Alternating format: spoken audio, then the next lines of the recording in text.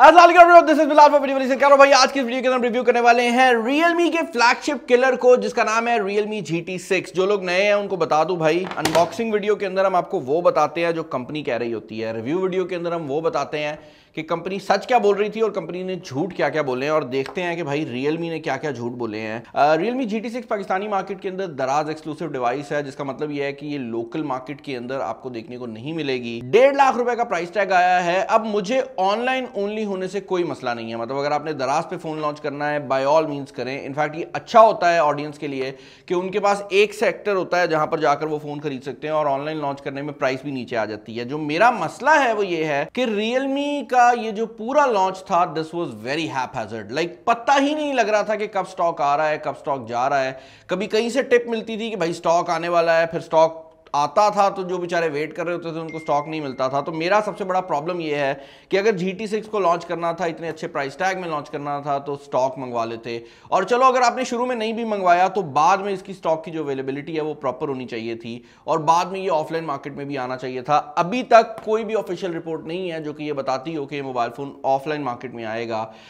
इस mobile phone का जो सबसे बड़ा कंपेटिटर है पाकिस्तानी मार्केट के अंदर वो भी हमारे पास ही पड़ा हुआ है और वो है ये Xiaomi का 14T। अब ये मोबाइल फोन ऑफिशियली 175 का है, ये मोबाइल फोन ऑफिशियली 1.5 लाख का है, लेकिन ऑनलाइन मार्केट के अंदर ये फोन 1.5 लाख का ही मिल रहा है, ये फोन आपको 160 का आसानी से मिल जाता है। तो दोनों फोन के दरमियान में जो डिफरेंस रह जाता है ना भाई, वो 10,000 रुपए का डिफरेंस है। अब उस 10,000 रुपए के अंदर ही हमने खेलना है और देखना है कि दोनों फोन के अंदर बाकी चीजें कैसी रहती हैं। फर्स्ट ऑफ ऑल तो अगर आप इस मोबाइल फोन के डिजाइन की बात करते हैं तो भाई इसका जो डिजाइन है काफी ज्यादा खूबसूरत है। बैक आपको ये जो है काफी ग्लिटरी टाइप का और शाइनी टाइप का देखने को मिलता है। ऊपर वाली साइड क्लियर शाइन है और Realme ये कहती है कि हमने ये डिज़ाइन इसलिए रखा है कि आपको सेल्फीज लेने में फ़ायदा हो, आपका जो बैक कैमरा है वो सेल्फी के लिए यूज़ हो सके ताकि आप अपनी शक्ल देख के मिरर इफेक्ट ले सकें। मुझे ऐसा लगता है कि भाई ये बहुत ही अजीब चीज़ है क्योंकि this is always looking like this. ये गंदा लगता है जब आप इसको कवर के बगैर यूज करते हैं ना, लाइक ये इतना गंदा लगता है कि कोई बंदा दूर से देखेगा गंदा मैला हुआ है, तो वो चीज़ है। हाउएवर आपको बॉक्स के अंदर केस देखने को मिल जाता है, लेकिन वो जो केस है वो भी इसको कवर नहीं करता। तो ये एक चीज़ है कि अगर आप केस चढ़ा भी लेते हैं तो ये चीज़ हमेशा गंदी रहने वाली है। मेरे ख्याल से दिस डिसीजन और ये जो थोड़ा सा मसला आया है ना, मैं सेल्फी ना लूँ भाई, लेकिन ये इतना शाइनी नहीं होना चाहिए था, और अगर करना भी था तो इसके साथ केस फिर ट्रांसपेरेंट वाला दे देते, एटलीस्ट जो चीजें हैं वो बेहतर हो सकती थी। बॉडी यहां पर आपको जो है वो मेटल की देखने को मिलती है। ग्लास बैक है, फ्रंट साइड पर कॉर्निंग गोरिल्ला ग्लास विक्टस 2 लगाया गया। इनफैक्ट इस मोबाइल फोन की जो फ्रंट साइड है 1.5 लाख रुपए के अंदर बेस्ट इन क्लास है। यहां पर आपको LTPO डिस्प्ले मिलता है जो कि 1 हर्ट्ज से 120 हर्ट्ज पे जा सकता है। यहां पर आपको जो ब्राइटनेस मिलती है वो 6000 की पीक ब्राइटनेस देखने को मिलती है। इसके अलावा इस मोबाइल फोन के अंदर आपको ये जो डिस्प्ले है ऑलवेज ऑन की functionality, in display fingerprint scanner, curve display सब कुछ प्रोवाइड कर देता है। तो 1.5 लाख रुपए के अंदर इससे बेहतर डिस्प्ले आपको देखने को नहीं मिलेगा। हाउएवर अगर आप 1,60,000 रुपया खर्चते हैं तो डिस्प्ले की जो क्वालिटी है वो अभी भी आपको Realme के अंदर बेहतर देखने को मिलेगी, लेकिन एक चीज़ जो कि आपको Xiaomi प्रोवाइड कर देगा वो है 144 हर्ट्ज का रिफ्रेश रेट। तो यहाँ पर जो रिफ्रेश रेट है वो गेमिंग के लिए बहुत ज़्यादा हाई रखा गया है, लेकिन हम गेमिंग के ऊपर आगे चलकर आएंगे जहाँ पर आपको और चीज़ें भी मैं बताने वाला हूँ। इस मोबाइल फ़ोन के अंदर जो इंटरनल्स लगाए गए हैं वो इस मोबाइल फ़ोन को एक काफ़ी सॉलिड पैकेज बना देते हैं। यहाँ पर स्नैपड्रैगन 8S Gen 3 को यूज़ किया गया है, जिसको जब हमने नॉर्मल मोड पर टेस्ट आउट किया है तो 1.4 मिलियन के करीब का स्कोर इसने प्रोवाइड किया है, और जब हमने इसको इसके GT मोड के अंदर टेस्ट किया है तो इस मोबाइल फोन का जो स्कोर है वो ऑलमोस्ट आपको ना 1.5 मिलियन के करीब मिलता है, जो कि एक बहुत अच्छा स्कोर है। 16 GB रैम भी लगाई गई है, 512 GB की जो स्टोरेज है वो भी लगाई गई है। इस मोबाइल फोन का जो सबसे बड़ा प्रॉब्लम है ना वो ये है कि अगर मैं इन दोनों फोन्स को साइड बाय साइड रखूँ ना तो ये मोबाइल फोन ऑफलाइन मार्केट में भी अवेलेबल है। अगर मैं आपको रिकमेंड करता हूँ आप जाएंगे और आप इसको खरीद लेंगे, इस मोबाइल फोन को आप ऑफलाइन मार्केट से नहीं खरीद सकते। और उससे भी बड़ा प्रॉब्लम जो मुझे नजर आता है Realme के साथ वो ये है कि Realme as a company launches को स्टेबल नहीं रखती। फॉर एग्जांपल अगर आप Xiaomi की सीरीज की बात करते हैं, 12T भी आया था, 13T भी आया था, 14T भी आया है। अगर आप Realme की बात करते हैं तो Realme मूड पे चलती है, लॉन्च करेंगे नहीं करेंगे। तो वो वाली जो सिचुएशन है वो Realme के साथ बहुत ऑफ है कि अगर मैं किसी बंदे को Realme रिकमेंड करता हूं तो ये फोन बजाते खुद बहुत बेहतर है इस मोबाइल फोन से, लेकिन अगर आप ये मोबाइल फोन खरीदते हैं तो क्या आपको इसकी रिपेयरेबिलिटी प्रॉपर मिलेगी, क्योंकि इसके इतने यूनिट्स ही नहीं आए कि इसके स्पेयर पार्ट्स आए। क्या ये मोबाइल फोन आप जब अपग्रेड करना चाहेंगे GT7 के ऊपर तो उस पर क्या सिचुएशन बनेगी।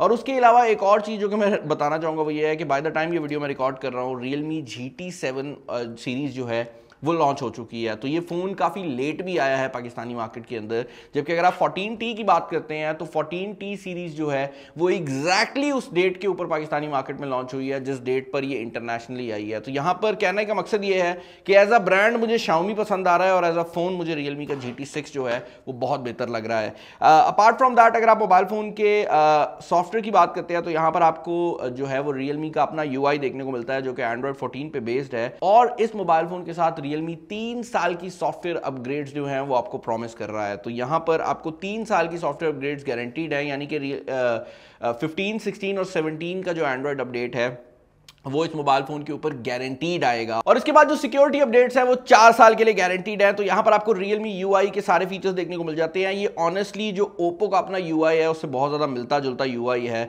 Realme इसको अपने Realme UI में लेकर आती है, Oppo में इसका नाम आई थिंक कुछ और है, but basically the same thing, और सारे वही स्पेशल फीचर्स भी आपको मिल जाते हैं जो कि Oppo से एक्सपेक्टेड थे। इसका फ़ायदा आपको ये मिलता है कि यहाँ पर आपको क्योंकि वही यूज़र इंटरफेस मिल रहा है जो कि आपको Oppo में मिलता है, तो वो सारी फैसिलिटीज जो कि Oppo प्रोवाइड करता है वो यहाँ पर भी आपको देखने को मिल जाती हैं। इस मोबाइल फोन के अंदर जो हार्डवेयर लगाई गई है वो भी काफी ज्यादा सॉलिड है। हमने इस मोबाइल फोन का जो Antutu स्कोर है उसके बाद इसके ऊपर स्ट्रेस टेस्ट भी किया है। ये हीटअप जरूर हो जाता है, ऐसा नहीं है कि ये हीटअप नहीं होता, बट इसका जो स्ट्रेस टेस्ट है उसमें हीट के बावजूद हमें परफॉर्मेंस का डिग्रेडेशन देखने को नहीं मिला। CPU परफॉर्मेंस इस मोबाइल फोन की बहुत स्टेबल रहती है।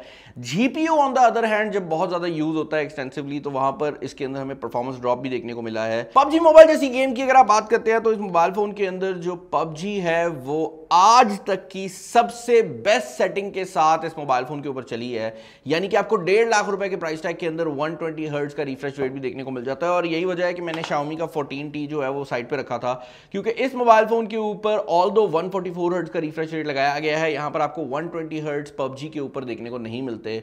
तो उस लिहाज से जो परफॉर्मेंस है वो इस मोबाइल फोन की काफी ज्यादा बेहतर है। और दूसरी चीज जो कि एक और बहुत इंपॉर्टेंट है वो ये है कि दोनों फोन्स के अंदर अगर आप Antutu स्कोर की बात करेंगे तो सिर्फ 2 लाख के करीब का फर्क आता है, जो कि बहुत बड़ा फर्क नहीं है, बट स्नैपड्रैगन की वजह से इस मोबाइल फोन के जो सेंसर्स की क्वालिटी है या जो ओवरऑल इसके अंदर मौजूद सपोर्ट है वो बहुत बेहतर हो जाती है, क्योंकि क्वालकॉम जो है वो मीडियाटेक की निस्बत जरा हाई एंड चिपसेट ज्यादा बनाता है। तो काफी ऐसी चीजें हैं जो कि उनको ऑलरेडी आती हैं। ये ऐसे ही है कि अगर मर्सिडीज कोई नीचे लेवल की भी गाड़ी बनाएगा ना तो उसके सेफ्टी फीचर्स जो हैं वो 100% पे रखेगा, ऑल दो उसके अंदर बाकी चीजें कम होंगी। कैमरास की अगर आप बात करते हैं तो इस मोबाइल फोन के अंदर 3 कैमरास लगाए गए हैं। मेन कैमरा 50 मेगापिक्सल का है, उसके अलावा जूम कैमरा 50 मेगापिक्सल का है और ultra wide angle camera 8 megapixel का लगाया गया है। अब जो यहाँ पर मेन कैमरा है वो तो सोनी का LYT-808 सेंसर है। इसके अलावा यहाँ पर फ्रंट कैमरा जो है वो 32 मेगापिक्सल का लगाया गया है। मैं आपका टाइम जाया कर सकता हूँ कि मैं आपको इसकी कैमरा क्वालिटी बहुत ज्यादा जो है वो अपने जार्गन्स के अंदर समझाऊं, लेकिन मैं वो चीजें आपको बताने वाला हूं जो कि आपको आसानी से ये आइडेंटिफाई करवा देंगी कि आपने ये मोबाइल फोन खरीदना है या नहीं खरीदना।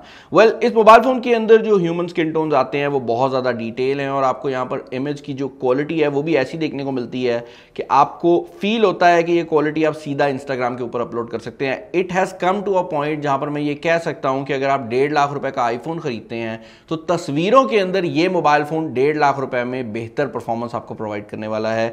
जो पिक्चर की क्वालिटी आपको इस मोबाइल फोन के अंदर देखने को मिलेगी वो आपको आईफोन भी प्रोवाइड नहीं कर सकता। इसको अगर आप कंपेयर करना चाहते हैं तो ओप्पो और वीवो के जो फोन्स हैं वो सिमिलर परफॉर्मेंस देते हैं, लेकिन इस मोबाइल फोन का जो एडवांटेज है वो ये है कि इसके अंदर एल्गोरिदम के साथ साथ जो एक्चुअल आपका सेंसर है वो भी काफी ज्यादा स्ट्रांग लगाया गया है और उसी की वजह से आपको जो क्वालिटी मिलती है वो काफी ज्यादा क्रेजी है। अब क्योंकि ये AI बेस्ड चिपसेट भी है तो इसके अंदर कुछ AI के फीचर्स भी आ जाते हैं। जब भी आप लो लाइट परफॉर्मेंस की बात करते हैं, मैं यहां पर अगर नीचे जाऊं तो इसका जो नाइट मोड है वो भी ऑटोमेटिकली शो हो जाता है और नाइट मोड को ऑन करने के लिए आपको बेसिकली इसको 1080p पे मूव करना पड़ता है, बट इसकी वीडियो के अंदर भी आपको नाइट मोड देखने को मिलता है और उसकी क्वालिटी क्वालिटी बहुत बेहतर है, like it is so good कि आपको लगता है कि भाई ये रियल ही नहीं है। यहाँ पर ऑप्टिकल इमेज स्टेबलाइजेशन भी आपको मिल जाती है और HDR की फंक्शनैलिटी भी मिल रही है, और अगर आप चाहें तो आप 4K 60 फ्रेम्स पर सेकंड की वीडियो जो है वो भी रिकॉर्ड कर सकते हैं। और ये जो वीडियो है ये दोनों कैमरा से रिकॉर्डेड है, यानी कि जूम कैमरा भी और मेन कैमरा दोनों ही आपको 4K 60 फ्रेम्स पर सेकंड की वीडियो रिकॉर्ड करके दे सकते हैं। पर्सनली मुझे ऐसा लगता है कि जूम कैमरा जो है वो आपको 50 मेगापिक्सल का नहीं चाहिए था, आपको अल्ट्रा वाइड एंगल कैमरा अगर 50 का मिल जाता तो ज्यादा बेहतर था, क्योंकि ज्यादातर लोग ultra wide angle camera use करते हैं, और जिसने जूम करना है मेन कैमरे को भी जूम किया जा सकता है। तो आई डोंट नो कि कंपनी ने क्यों अल्ट्रा वाइड एंगल कैमरा यहाँ पर 50 का नहीं दिया। इसके अलावा भाई यहाँ पर आपको ये एक्शन मोड भी देखने को मिल जाता है, जो कि काफी हद तक नाम में आपको लगता है कि भाई आईफोन का एक्शन मोड है वही है, लेकिन एक्चुअल रियलिटी ये है कि ये तस्वीरों के लिए काम करता है, जबकि आईफोन के केस के अंदर एक्शन मोड का मतलब वीडियोस होता है। पोर्ट्रेट फोटोग्राफी भी ये कैमरा बहुत ज्यादा क्रेजी कर देता है। मैंने ये जो तस्वीर खींची थी ये मैंने टीम को दिखाई और टीम को लगा कि ये पोर्ट्रेट फोटोग्राफी से खींची गई पिक्चर है, जबकि रियलिटी ये है कि ये पोर्ट्रेट कैमरा से नहीं बल्कि नॉर्मल जो इसकी फोटो मोड है उससे खींची गई पिक्चर है। और ये जो आपको बैकग्राउंड ब्लर देखने को मिल रहा है ये भी नॉर्मल है। एक और चीज़ जो कि आप नोटिस कर रहे होंगे वो ये है कि ये तस्वीर बहुत ज़्यादा जूम इन कर रहा हूँ मैं। उसकी रीज़न ये है कि अगर मैं इसके एडिट मोड के अंदर चले जाता हूँ तो यहाँ पर आपको AI इरेजर और AI अल्ट्रा क्लैरिटी के नाम से एक चीज़ मिल जाती है। जैसे ही आप इसको ऑन करते हैं ये आपकी तस्वीर की रेजोल्यूशन भी बढ़ा देती है और आपकी तस्वीर ऐसे लगने लग जाता है कि किसी बहुत ही हाई एंड कैमरा से खींची गई है। ऑब्वियसली दिस इज AI, तो अगर आप एक ऐसा रिजल्ट चाह रहे हैं जो कि बहुत एक्यूरेट हो ये उसके लिए नहीं बना, बट अगर आप एक पिक्चर खींचना चाह रहे हैं जो कि देखने में खूबसूरत लगे तो this is definitely your camera. यहाँ पर नाइट मोड भी दिया गया है पिक्चर्स के लिए और ये सब कैमरास के ऊपर काम कर जाता है। स्लो मोशन भी आपको यहाँ पर मिल जाता है, और स्लो मोशन की जो चीज़ मुझे पसंद आई है वो ये है कि आप अप टू 240 फ्रेम्स जो है वो 1080p में रिकॉर्ड कर सकते हैं, और 720p अगर करेंगे तो 480 फ्रेम्स पर सेकेंड तक का भी स्लो मोशन ये फ़ोन कर देता है। 120 वॉट की वायर्ड चार्जिंग दी गई है और 5500 mAh की बैटरी है, जो कि अगेन क्लास लीडिंग बन जाता है। इस मोबाइल फ़ोन के अंदर हमें जो चार्जिंग मिलती है वो 90 वॉट्स की है, तो उसके कंपैरिजन में जो Realme का फ़ोन है वो डेफिनेटली केक ले जाता है और आपको ओवरऑल एक बहुत सॉलिड किस्म का जो पैकेज है वो देखने को मिलता है। इस फ़ोन को अगर आप ख़रीदने जा रहे हैं, पहला मसला जो Realme को मैं इस वीडियो के थ्रू बड़ा सीरियसली क्रिटिसाइज़ करना चाहूँगा वो ये है कि इसका स्टॉक किधर है। अगर आप ये सोच रहे हैं कि मैं तारीफ़ करूँगा कि भाई आपका फ़ोन ब्लैक हो रहा है, तो भाई ऐसा बिल्कुल नहीं है। ये कंपनियों के जो ड्रामे होते हैं कि स्टॉक अवेलेबिलिटी शॉर्ट हो गई है, भाई आप लेके ही थोड़ा आए हो। ऐसा नहीं होता कि कंपनी के पास पैसे ना हो या कंपनी स्टॉक बना ना सके, पूरी दुनिया में आपने जाना होता है। दूसरी चीज़ जो कि मैं Realme को क्रिटिसाइज़ करना चाहूँगा वो ये है कि Realme हर साल GT सीरीज़ क्यों नहीं लेकर आती, और अगर लेकर भी आती है तो GT7 के लॉन्च के टाइम पर हम GT6 क्यों देख रहे हैं। तीसरी चीज़ जो कि मैं Realme को यहाँ पर कहना चाहूँगा वो ये है कि अगर आप इसी प्राइस टैग में इस मोबाइल फ़ोन को आज भी लोकल मार्केट के अंदर अवेलेबल करवा देते हैं तो इससे बेहतर फ़ोन कोई नहीं है, और as a phone this is by far the best device जो कि आप खरीद सकते हैं। बट ऐसा कुछ नहीं है कि अगर आप को ये फ़ोन नहीं मिलता और आप Xiaomi 14T की तरफ जाते हैं तो भाई कोई ज़िंदगी मौत का फ़र्क है। थोड़ा बहुत फ़र्क ज़रूर है बट ऐसा कुछ नहीं है। इसके अलावा भाई स्टेरियो स्पीकर्स भी यहाँ पर अवेलेबल हैं, IR ब्लास्टर भी आपको मिल जाता है टीवी वगैरह कंट्रोल करने के लिए, तो वो सारी फंक्शनैलिटी भी आपको मिल रही है। And overall this is a very solid device. I hope ये वीडियो आपको क्लियर कर गई होगी कि मोबाइल फ़ोन फ्लैगशिप किलर है या नहीं, और अगर आप इसको परचेज करना चाहते हैं, अगेन मेरे पास भी कोई ऐसी चीज़ नहीं है कि मैं आपको बता सकूं कि इसका स्टॉक कब आएगा, बट Realme के दराज वाले पेज पे इसका स्टॉक ड्रॉप होता जा रहा है और मुझे लग रहा है कि Realme वाले इसका स्टॉक और लेकर आएंगे, बिकॉज ऑनेस्टली उनको भी आई थिंक ये रिस्पॉन्स एक्सपेक्टेड नहीं था। आई होप ये वीडियो आपको पसंद आई होगी। इस वीडियो में इतना ही, अपना ख्याल रखिएगा। This is Bilal signing off. अल्लाह हाफिज़।